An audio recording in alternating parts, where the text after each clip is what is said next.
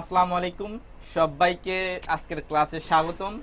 তো আমি কথা দিয়েছিলাম যে 19তম শিক্ষক নিবন্ধনের জন্য আমাদের যে ম্যাথ ভিশন বইটা আছে, এই ম্যাথ ভিশনের ক্লাস আমি করাবো। সো আজকে থেকে আমাদের ম্যাথ ভিশনের ক্লাসটা শুরু হচ্ছে।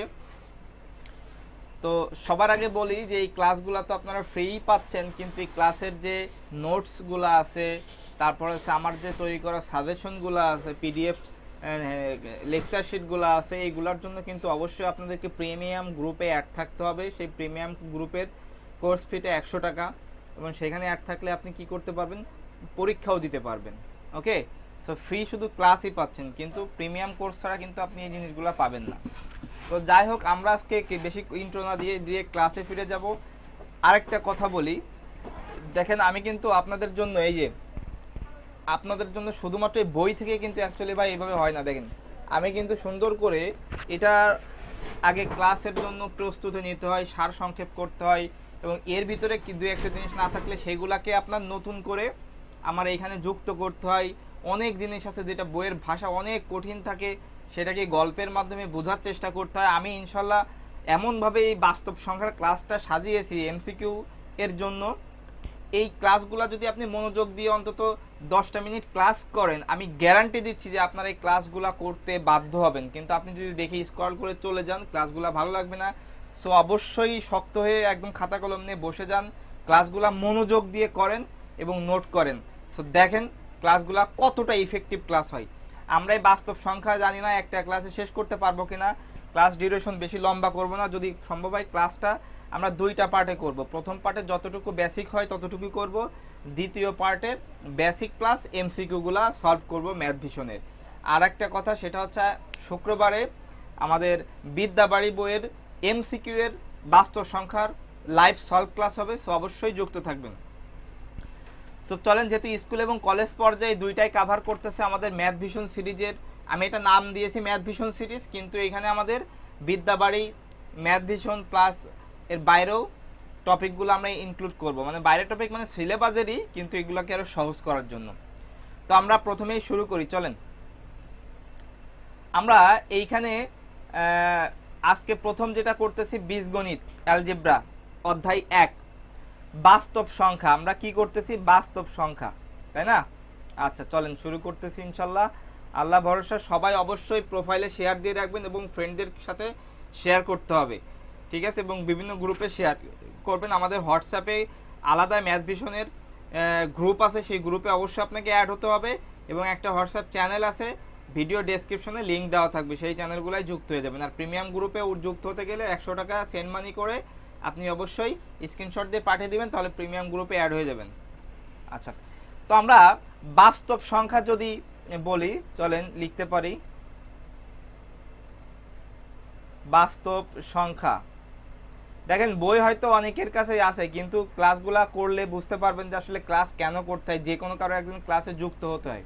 আচ্ছা, সহজে আমরা যদি শিখি, আমি এমনভাবে কে পয়েন্টগুলো ধরিয়ে দেবো যে এমসিকিউ এর জন্য আপনার এটা মনে রাখতে হবে। দেখেন সংখ্যা, সংখ্যা মানে ডিজিটগুলা সংখ্যা রেখায় প্রকাশ করার জন্য,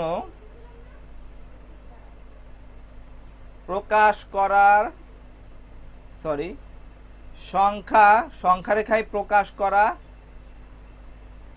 যায়। যেমন ধনাত্মক হতে পারে, ঋণাত্মক হতে পারে, আবার শূন্য। অর্থাৎ সংখ্যা রেখায় আমরা জানি শূন্য সহ ধনাত্মক ঋণাত্মক সব কিছুই প্রকাশ করা যায়। তাদেরকে বাস্তব সংখ্যা বলে। তাদেরকে কি বলে?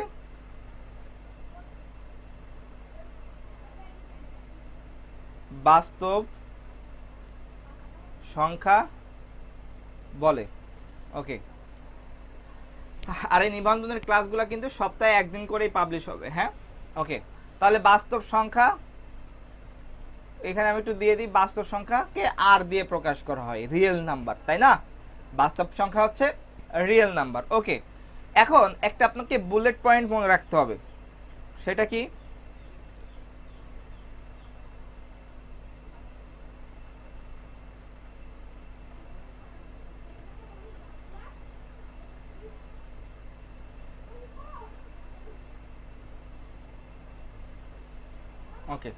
বুলেট পয়েন্টটা কি দেখেন, বুলেট পয়েন্ট হচ্ছে এটা, সেটা হচ্ছে বাস্তব, সেটা হচ্ছে বাস্তব, বাস্তব সংখ্যা সমান, দেখেন আমি কিন্তু বলে দিচ্ছি মূলদ প্লাস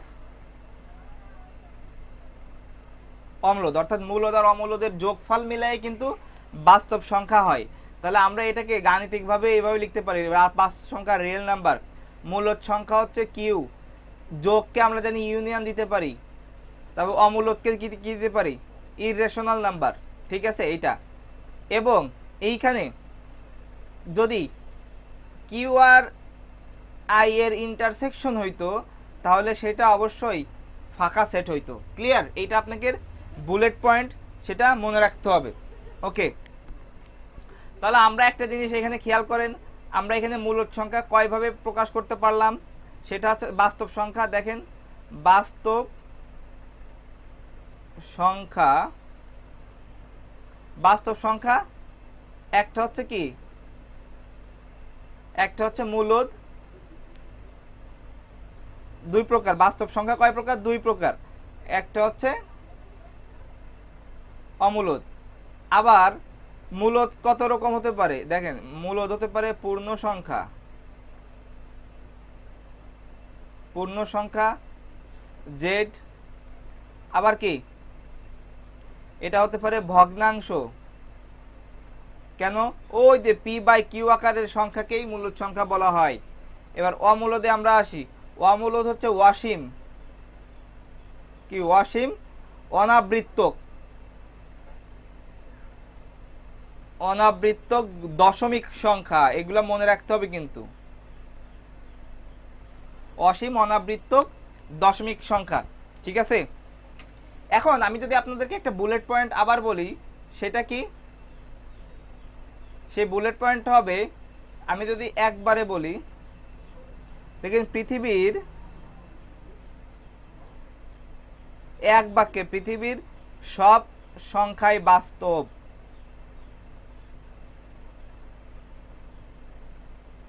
অর্থাৎ কোনো অপশনে যদি দিয়ে দেয় যে 2 - 3 ভগ্নাংশ পাই সামথিং দিয়ে, এটা কি বাস্তব অমূলদ প্রায় সামথিং, তো সেখানে বাস্তব কথাটা থাকবে, সেখানে কোনো কথা নাই, সেটা কি হয়ে যাবে, বাস্তব হবে, এটা মাথায় রাখতে হবে। ওকে, তো চলেন আমরা একটা ডায়াগ্রাম দেখে করার চেষ্টা করি, ঠিক আছে। ওকে, তো দেখেন আমি এখানে প্রথমে আমি একটা বক্স আঁকি, এইটা, এরপরে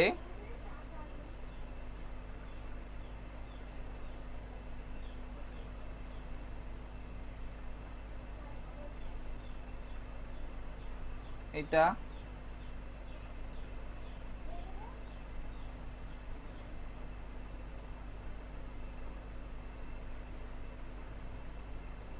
এইটা।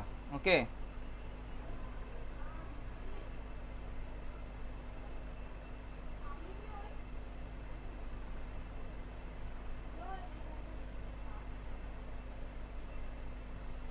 দেখেন এরকম ডায়াগ্রাম পুরা কি আসে, পুরাটাই হচ্ছে, একটা জিনিস খেয়াল করেন, এই পুরা চতুর্ভুজটা আমি যদি আরেকটু সহজ করে দিই, এইটা হচ্ছে আমাদের কি,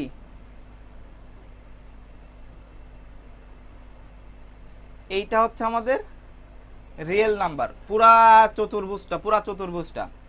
এখন এই পুরা চতুর্ভুজের দেখেন এই যে যেটা আছে, এই সবই স্বাভাবিক সংখ্যা, অর্থাৎ আমি একদম ছোট বৃত্তে কি দিব, স্বাভাবিক সংখ্যা, 1 2 এইগুলা ক্লিয়ার, স্বাভাবিক সংখ্যা। ওকে, এখন স্বাভাবিক সংখ্যা, এরপরে একদম দ্বিতীয় লেয়ারে আমরা কি দিব, সেটা হচ্ছে জেড, সেটা কি, জেডটা হচ্ছে পূর্ণ সংখ্যা, 0 +-1 +-2 এভাবে যাবে। ওকে, তাহলে ভালো করে খেয়াল করবেন, বাস্তব সংখ্যার ভিতরে কি আছে, স্বাভাবিক সংখ্যায় পূর্ণ সংখ্যা, এবং পূর্ণ সংখ্যা কিন্তু স্বাভাবিক সংখ্যা না, মনে রাখতে হবে। স্বাভাবিক সংখ্যা শুধু 1 2 3। এরপর আমরা দিতে পারি কিউ, অর্থাৎ পি বাই কিউ আকার। এটা কি হতে পারে 1 বাই 2, 2 বাই 3 প্লাস এরকম, তাই না? ওকে, এখন ভালো করে একটু যদি আমরা লক্ষ্য করি তাহলে পুরাটা বাস্তব সংখ্যা, পুরাটাই বাস্তব সংখ্যার ভিতরে মূলদ সংখ্যা আছে, পূর্ণ সংখ্যা আছে, স্বাভাবিক সংখ্যা আছে, তাই না? ওকে, আবার এখানে কিন্তু 22 বাই 7 এগুলা। এখন এইটা হচ্ছে অমূলদ। এটা কি অমূলদ, ইররেশনাল নাম্বার, অর্থাৎ √2 পাই ই, এইগুলা মনে রাখতে হবে। তাহলে আমাদের এখানে বুলেট পয়েন্ট মনে রাখতে হবে কি ভাইয়া? চলেন তো আমরা দেখি। বুলেট পয়েন্টটা হচ্ছে, দেখেন আমরা বাস্তব সংখ্যার জন্য এখানে বুলেট পয়েন্ট, সেটা হচ্ছে বাস্তব সংখ্যার শ্রেণীবিন্যাস। বাস্তব সংখ্যার শ্রেণীবিন্যাস হচ্ছে এন, এন মনে রাখবেন, এন জেড কিউ আর। দেখেন এনটা জেড এর ভিতরের একটা সাবসেট, তাই না? জেড কিউ এর, আর এটা ওকে। এবং আইটার জন্য যেটা বলবো সেটা হচ্ছে আই কি, দেখেন তো আর থেকে কিউ বাদ দিলে যেটা থাকবে, আর বাদ কিউ থেকে, আর থেকে কিউ বাদ দিলে সেটা হচ্ছে ইররেশনাল, অমূলদ সংখ্যা, মনে থাকবে? আচ্ছা, আর একটা পয়েন্ট মনে রাখবেন, সেটা হচ্ছে কোন সংখ্যা, এটা কিন্তু এই যে বুলেট পয়েন্ট করে দিচ্ছি চতুর্ভুজের ভিতরে, এগুলা কিন্তু বুলেট পয়েন্ট, এখান থেকে এমসিকিউ গুলো হয়। কোন সংখ্যা একসাথে মূলদ ও অমূলদ হতে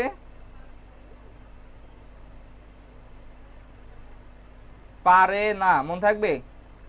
দেখেন বই হয়তো সবাই কিনবে, ক্লাস সবাই নিজেরাও পড়তে পারবেন, কিন্তু এই বিষয়গুলো বুঝতে হলে এই রকম নোটস, এই রকম বুলেট পয়েন্ট বের করতে হবে আপনাকে, তাহলে আপনি পড়া বুঝতে পারবেন।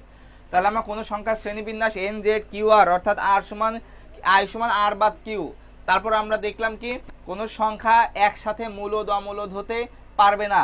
আমরা এখানে দেখলাম কি, বাস্তব সংখ্যা দুই রকমের, একটা মূলদ অমূলদ, অর্থাৎ আর সমান মূলদ Q U I, Q U I, ঠিক আছে? ওকে, তারপর আমরা চলেন পরের স্লাইডে যাই। ওকে, আমরা বাস্তব সংখ্যার বিষয়গুলো আলোচনা করছি, মূলদ সংখ্যা টুকটাক শিখে গেছি। দেখেন এরপরে আমরা আসি মূলদ সংখ্যা কি। এরপর আমরা দেখব মূলদ সংখ্যা।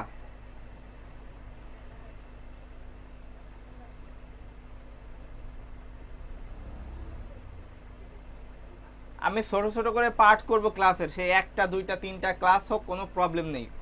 আচ্ছা, মূলদ সংখ্যা আমরা সহজে জানি, যেসব আমরা কিন্তু দেখেন সব কিছুই টুকটাক জানি, আমি সহজ করে বলতেছি। পি বাই কিউ আকারে প্রকাশ করা যায়, তাই না? প্রকাশ করা যায়, তাদেরকে মূলত কি বলে? মূলদ সংখ্যা বলে। অর্থাৎ আমার পি কিউ এগুলা কি, আমরা এখানে ডায়াগ্রামে দেখছি না, দেখেন পি আর কিউ, এই পি কিউ কি জেড এর ভিতরে কিন্তু আছে, সে মাইনাস হতে পারে প্লাস হতে পারে, পি কিউ কোনো সমস্যা নাই। কিন্তু কি বলেন তো, কিউটা 0 হওয়া যাবে না, এটা মাথায় রাখতে হবে। আচ্ছা ঠিক আছে, আরেকটা জিনিস দেখেন, quotients Q U O I E N T, quotient অর্থাৎ কি ভাগফল, থেকে, ভাগফল শব্দ থেকে কি এসেছে? কিউ প্রতীক এসেছে, মনে থাকবে? কিউ প্রতীক এসেছে। ওকে, এখানে দুইটা বুলেট পয়েন্ট মনে রাখতে হবে আপনাদের।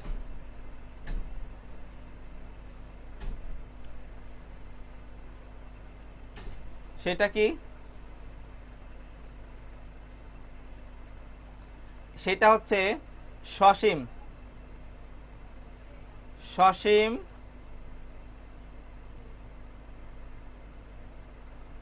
দশমিকটা হচ্ছে মূলদ, ঠিক আছে।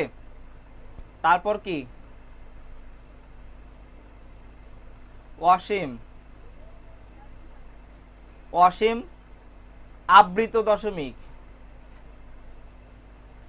আবৃত মানে কি কি বলেন তো? পৌনপুনিক। হ্যাঁ, পৌনপুনিক আমরা তো জানি, এটা আর লিখতেছি না। সসীম আবৃত দশমিক, আমরা এগুলো আবার পড়বো, সমস্যা নেই। তো সসীম দশমিক যেমন হতে পারে 1/2, এটা 0.5। তারপর হতে পারে 3/4, সেটা কি 0.75। এটা হচ্ছে সসীম দশমিক, এটা মূলদ সংখ্যা, p/q আকার মূলদ সংখ্যা, ঠিক আছে। তারপর হতে পারে অসীম আবৃত দশমিক, সেটা হতে পারে 1/3, 1/3 0.333, এটা যেমন হচ্ছে 0.3 বার, এটা হতে পারে। তারপরে 22/7, এটা হতে পারে। হ্যাঁ, এই 22/7টা কিন্তু পায়ের পায়ের আনুমানিক মান। আবার পায়ের মান 3.1416, সেটা কিন্তু অমূলদে যাবে। ওকে, দেখেন তাহলে 22 পাই কিন্তু অমূলদ, কিন্তু পায়ের যে আনুমানিক মান আছে 22/7, এটা মূলদ সংখ্যা, মনে থাকবে। ওকে, তারপর আমরা দেখি অমূলদ সংখ্যা।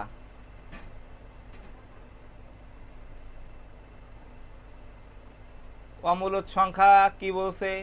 p/q আকারে প্রকাশ করা যায় না, সেটাই হচ্ছে অমূলদ, প্রকাশ করা যায় না। ওকে ওকে, তাহলে এদের দশমিক রূপ কি বলেন তো? এদের দশমিক রূপ হচ্ছে অসীম। আগে ছিল কত? দেখেন অসীম কিন্তু আমাদের মূলদেও আছে, কিন্তু তখন আবৃত। তাহলে আমাদের একটা হইতে হবে অসীম ও অনাবৃত্ত, ও অনাবৃত্ত, ঠিক আছে। ওকে, অসীম ও অনাবৃত্ত, এটা মনে রাখতে হবে, এখানে বুলেট পয়েন্ট। তাহলে আমরা শিখলাম সসীম দশমিক মূলদ, অসীম কিন্তু আবৃত সেটা হচ্ছে মূলদ, আবার অসীম ও অনাবৃত হলে সেটা অমূলদ। ওকে, তাহলে এখানে আপনার মনে রাখতে হবে একটা, সেটা কি বুলেট পয়েন্ট হিসাবে যদি আমি দিই,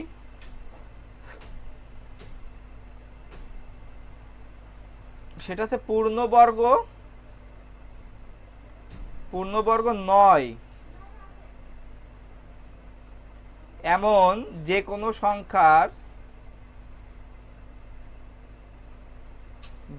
সংখ্যার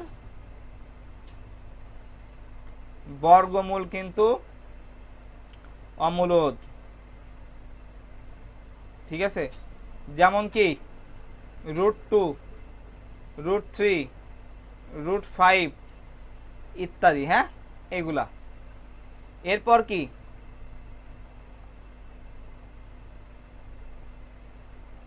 অধিবীজগণিতীয় সংখ্যা, ঠিক আছে, অর্থাৎ দ্য স্ক্যান্ডাল নাম্বারস। যেমন হচ্ছে কি পায়ের মান কত? 3.1419159, এগুলা। তারপর হচ্ছে অয়লারের যে মান আছে সেটা 2.71828, এরকম। অধিবীজগণিতীয় সংখ্যাটিকে, এটা আমি আর ডিটেলসে পরে আরো সুন্দর করে আলোচনা করব, পরে আসতেছি সে বিষয়ে। তাহলে আমরা এটা মনে রাখতে হবে যে পূর্ণবর্গ নয় বলতে কি বোঝাচ্ছে। দেখেন আমরা যদি এরকম হইতো যে √4, তাহলে এটা কি হইতো? 2 হইতো। এই 4টা হচ্ছে কি পূর্ণবর্গ সংখ্যা, ঠিক আছে। কিন্তু 2টা কিন্তু পূর্ণবর্গ নয়, অর্থাৎ 2কে আর √s করে ভাঙানো যায় না, মনে থাকবে। ওকে, তাহলে আমরা চলেন পরে স্লাইডে যেতে পারি। ওকে, এখন মূলদ অমূলদ চেনার সুপার একটা শর্টকাট আমি আপনাদেরকে বলবো, ঠিক আছে। মূলদ অমূলদ চেনার সুপার শর্টকাট, মূলদ অমূলত চেনার মানে এমসিকিউ এর জন্য চেনার সুপার শর্টকাট, মানে আমরা এত সময় যা পড়লাম এটার মূল এটা বিষয়টা এখন সেটা কি দেখেন। 1 নম্বরে হচ্ছে রুটের ভিতর পূর্ণবর্গ সংখ্যা থাকলে, রুটের ভেতর পূর্ণবর্গ সংখ্যা থাকলে মূলত, ঠিক আছে, যেমন √9 অর্থাৎ 3। ওকে, এরপর যদি দেখি রুটের ভেতর কি থাকলে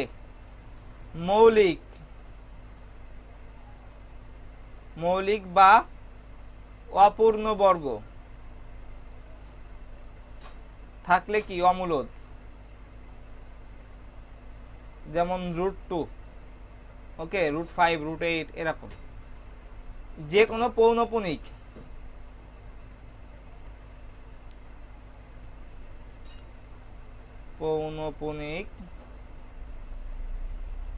অর্থাৎ আবৃত, তাই না, পৌনঃপুনিক মানে আবৃত দশমিক সংখ্যা সব সময় কি মূলদ হয়,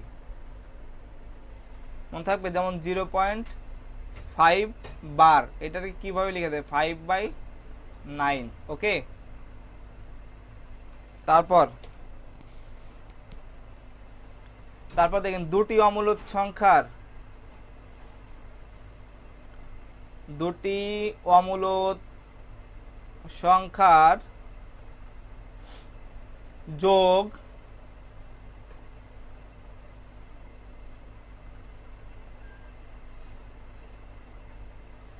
যোগ বা গুণ অমূলত নাও হতে পারে, হতেও পারে নাও হতে পারে, ঠিক আছে। যেমন আমি যদি একটু দেখাই √2 গুণ √2 সমান কি হয় 2 হয়, যেটা মূলত, মনে থাকবে মূলত। আচ্ছা, এখন আমরা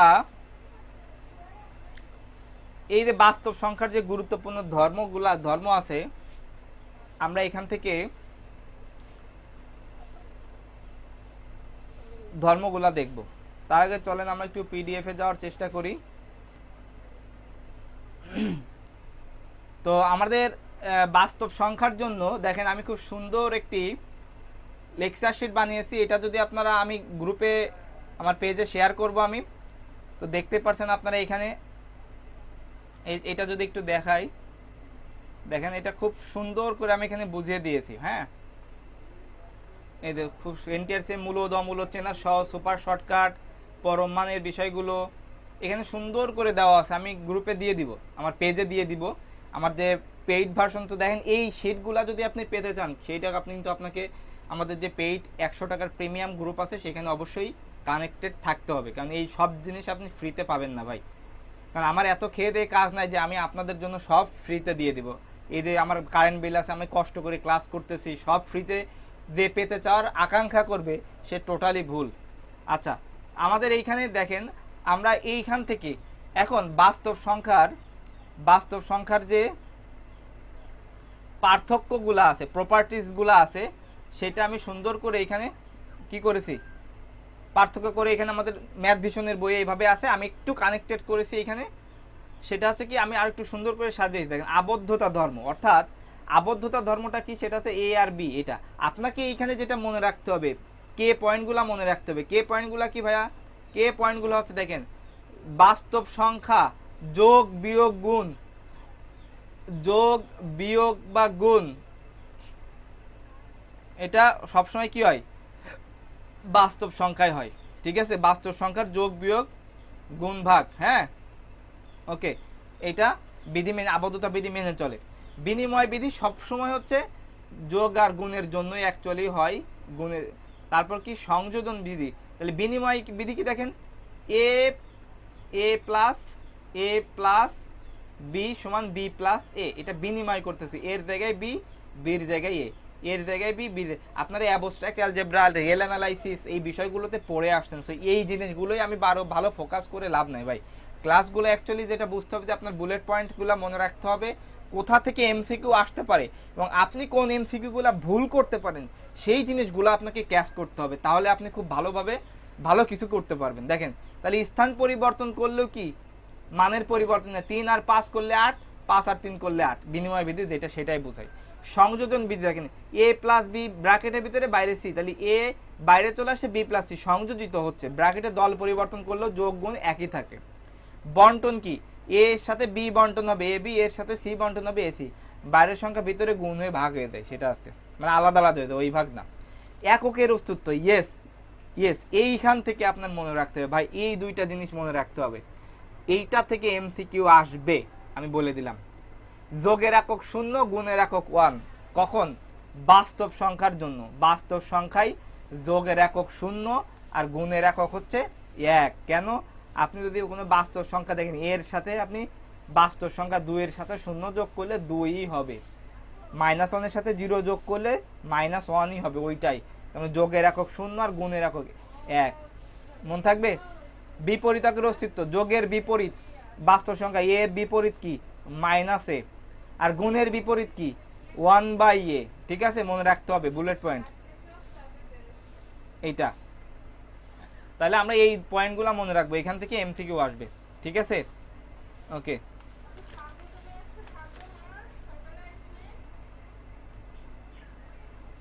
এরপর আমরা দেখব হচ্ছে স্বাভাবিক সংখ্যা। স্বাভাবিক সংখ্যা, ওকে, স্বাভাবিক সংখ্যাটা কি?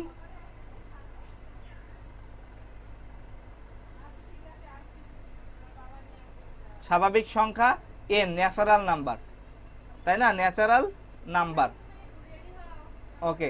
ন্যাচারাল নাম্বার আমরা কি জানি দেখেন, এন সমান 1, 2, 3, 4, 5, আমরা এগুলা জানি, সবাই জানি যে এটা কি ন্যাচারাল নাম্বার, এটা ন্যাচারাল নাম্বার আমরা সবাই কিন্তু জানি, তাই না। কিন্তু এইখানে যে বিষয়টা আপনাকে মনে রাখতে হবে ভাই, সেটা হচ্ছে যে শূন্য বাদে, অর্থাৎ শূন্য বাদে, এটাই বুলেট পয়েন্ট, সেটা কি শূন্য বাদে মনে রাখতে হবে। হ্যাঁ, আর একটা জিনিস সেটাকে আপনাকে বুলেট পয়েন্ট করে আমি লিখে দিই, সেটা হচ্ছে দেখেন, সেটা হচ্ছে পিয়ানো এক্সিওম। পিয়ানো এক্সিওম অনুযায়ী 1 হলো প্রথম স্বাভাবিক সংখ্যা, পিয়ানো এক্সিওম, ঠিক আছে, পিয়ানো এক্সিওম অনুযায়ী 1 হলো প্রথম স্বাভাবিক সংখ্যা, ঠিক আছে, 1 হলো প্রথম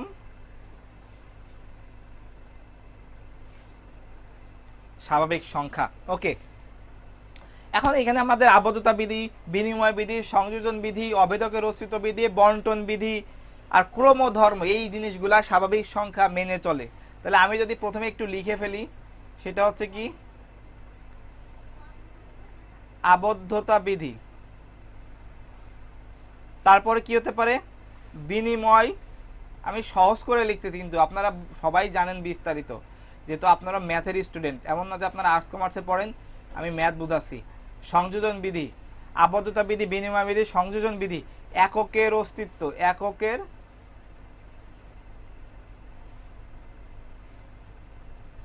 অস্তিত্ব, তারপরে কি এককের অস্তিত্ব, বিপরীতকের অস্তিত্বটা নাই এখানে আমাদের আছে কি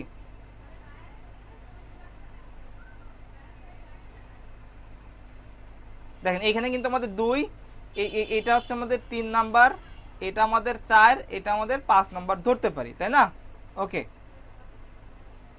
এখন আমরা আবদ্ধতা বিধি কি দেখেন, আমি এখানে একটা প্রশ্ন রাখছি আপনাদের জন্য, প্রশ্ন আকারে লিখতেছি যে স্বাভাবিক সংখ্যা, আমি ধর্ম আকারে যাচ্ছি না, আমি সবাই ধর্ম পড়ায় a + b = b, এটা স্বাভাবিক সংখ্যা আবদ্ধতা বিধি না। দেখেন স্বাভাবিক সংখ্যা, স্বাভাবিক সংখ্যা কোন কোন নিয়মে আবদ্ধ, দেখেন কোন কোন, এভাবে শিখলে আরো সহজে শেখা যায়, কোন কোন নিয়মে আবদ্ধ, আবদ্ধ। তাহলে উত্তরটা কি হবে ভাইয়া, উত্তর হবে যোগ ও আর স্বাভাবিক সংখ্যা যোগ ও গুণের জন্য, বিয়োগের জন্য না, যোগ ও গুণ। মনে থাকবে, যোগ ও গুণে স্বাভাবিক সংখ্যা আবদ্ধতা বিধি মেনে চলে, কিন্তু বিয়োগ ও ভাগে নয়, বিয়োগ ও ভাগে নয়। কেন? 2 বিয়োগ 5 করলে কি হয়? 2 বিয়োগ 5 সমান -3, যা পূর্ণ সংখ্যা, এটা স্বাভাবিক সংখ্যা হয় না। বিনিময় বিধি দেখেন, বিনিময় বিধি কি বলছে? নিচের কোনটি বিনিময় বিধি? কোনটি বিনিময় বিধি? আমি এমসিকিউ যেভাবে দেয় বিনিময় বিধি এভাবে পড়লে আরো ভালো মনে থাকে। দেখেন কোনটি বিনিময় বিধি। উত্তর কি হতে? a প্লাস বি সমান বি প্লাস এ। আমি আবার বলছি যে যোগ ও গুণের জন্যই অ্যাকচুয়ালি বিনিময় বিধিটা প্রযোজ্য। এ বি সমান বি এ। ওকে, এরপর এককের অস্তিত্ব। এখানে আমরা 2টা পয়েন্ট লিখব। প্রথম নাম্বারে আমরা বলবো স্বাভাবিক সংখ্যার সেটে গুণের একক উপাদান কোনটি? স্বাভাবিক সংখ্যার, এইটা মনে রাখতে হবে, স্বাভাবিক সংখ্যার সেটে গুণের একক উপাদান কোনটি?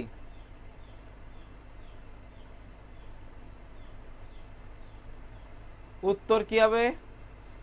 উত্তর কি হবে? 1। কেন? আপনি 2 অক্ষকে 2 ফিরে পাইতে গেলে 1 দিয়েই গুণ করতে হবে, 3 অক্ষকে 3, তাই না? এইটা। আচ্ছা, তারপর আরেকটা প্রশ্ন, ক্রমধর্মটা পরে লিখি। 2 নম্বর প্রশ্ন কি হতে পারে? স্বাভাবিক সংখ্যার সেটে যোগের একক উপাদান কোনটি?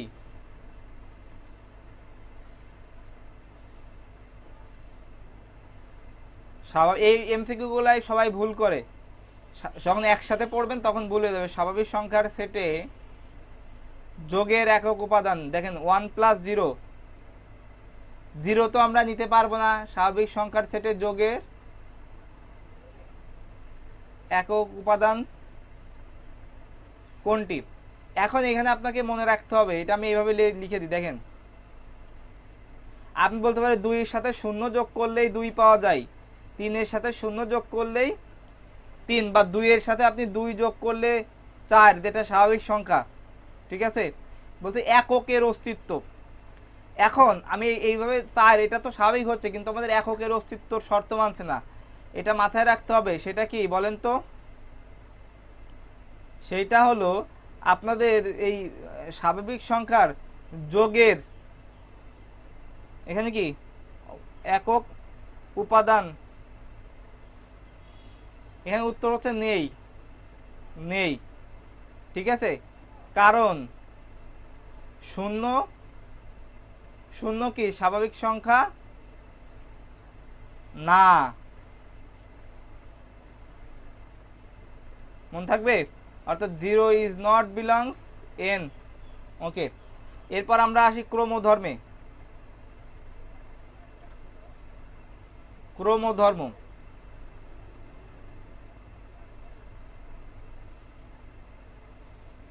ক্রমধর্ম এখানে প্রশ্ন হতে পারে কি? দুটি স্বাভাবিক সংখ্যার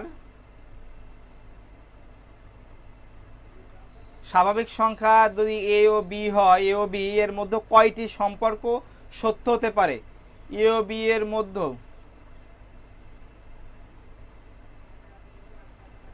কয়টি সম্পর্ক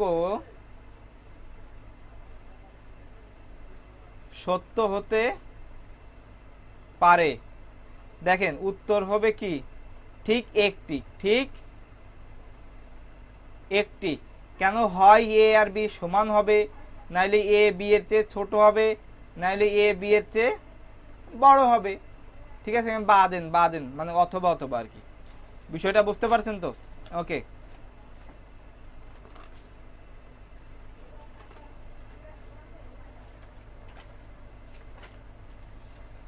আচ্ছা, আমরা আর একটা টপিক করে আমরা মোটামুটি আজকের এই প্রথম সেশনটা শেষ করতেছি, অর্থাৎ বাস্তব সংখ্যার পর্ব 1টা। ঠিক আছে, ওকে। তাহলে স্বাভাবিক সংখ্যার 5টা নিয়ম, অর্থাৎ আমরা এই গুরুত্বপূর্ণ একটা টপিক আমরা এখন শিখব। ঠিক আছে, পিয়ানো এক্সিওম কি আমরা এখন দেখব? কি পিয়ানো এক্সিওম। ওকে, পিয়ানো এক্সিওম। ওকে, আচ্ছা আমাদের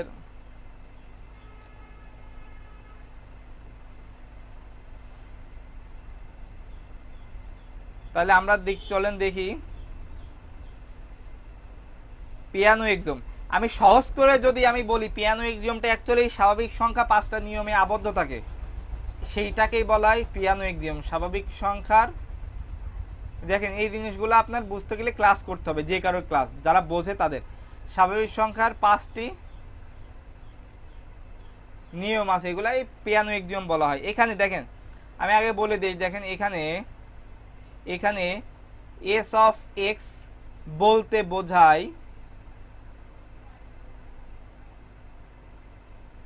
বোঝায়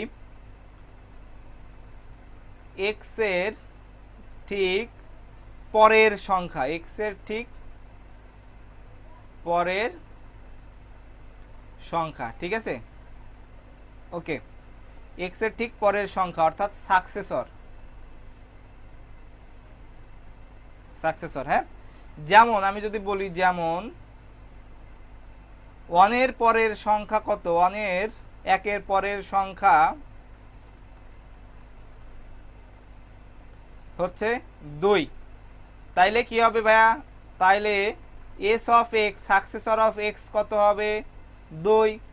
ক্লিয়ার? ওকে, তো চলেন আমরা নিয়মে চলে যাই। দেখেন প্রথম নিয়ম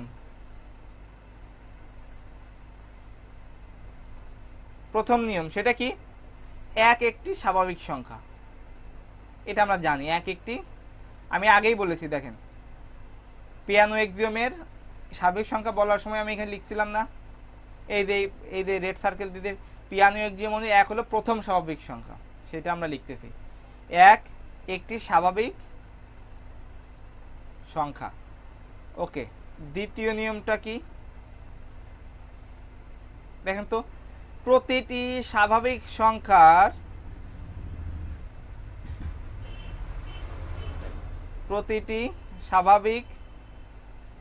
বানান ভুল গেল না,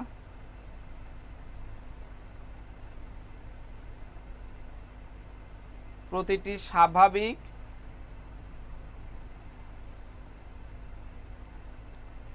সংখ্যার একটি পরের সংখ্যা আছে, একটি পরের সংখ্যা আছে। ওকে,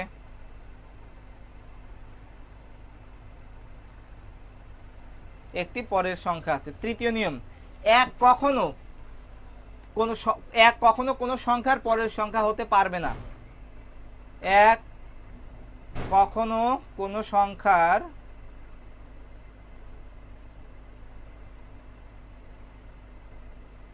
পরের সংখ্যা হতে পারবে না, ঠিক আছে। ওকে, তাহলে চতুর্থ নিয়ম কি, এক যেহেতু হতে পারবে না, তাহলে আর একটা বলছে দুটি ভিন্ন সংখ্যার